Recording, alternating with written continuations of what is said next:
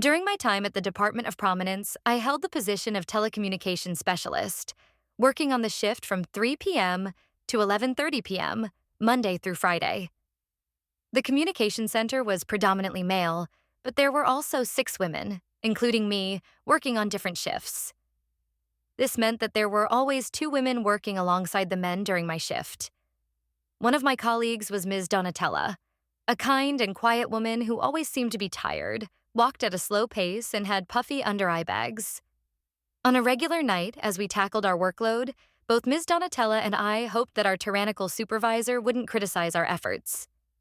At one point, Ms. Donatella took her scheduled 15-minute break, leaving me to handle the queries and tasks that came our way. I diligently worked, answering colleagues' questions, scanning cables for errors, and transmitting them between machines. The workload was heavy, so I was fully occupied. However, Ms. Donatella didn't return from her break until an hour later, which left me feeling frustrated. Despite my anger, I didn't show it to her. She apologized for being late. I noticed that she looked tired. Another time, during her 45-minute dinner break, Ms. Donatella returned in a rush, appearing disoriented.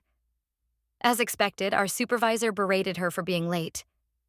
Then, one day, Ms. Donatella didn't show up for work at all. Our tyrannical supervisor went on a rampage, questioning everyone if she had informed anyone about her absence. Additionally, our boss complained about Ms. Donatella's lack of productivity to anyone who would listen.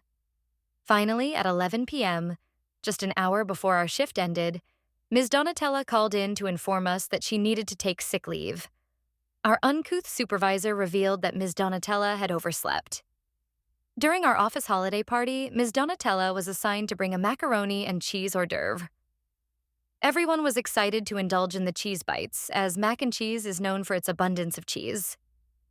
However, when we tasted Ms. Donatella's dish, we couldn't find any cheese in it. She explained that she had forgotten to buy the cheese. One day, as I arrived at work a few minutes before my shift, I stopped by the ladies' room to freshen up. To my surprise, I found Ms. Donatella fast asleep on the large sofa in the lounge area. I woke her up and asked if she was all right, to which she assured me she was fine. On another evening, while working next to Ms. Donatella on a telecommunications machine, I noticed her nodding off to sleep.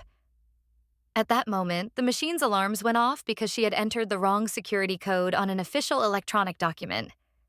She was in trouble with our tyrant supervisor, and I couldn't help but feel sorry for her. Rumors began to circulate throughout the communications center that our supervisor had reassigned Ms. Donatella to an office setting. Finally, the truth came out about why Ms. Donatella was always late from her breaks, why she overslept, why she looked tired, and why she struggled to focus on her work. It turned out that Ms. Donatella had narcolepsy, a neurological disorder that affects the brain's ability to regulate sleep and wakeful cycles. You've been listening to Mia Z. Edwards. Stories. New stories arrive daily, except Saturdays and Sundays, my rest days. Until then, stay inspired.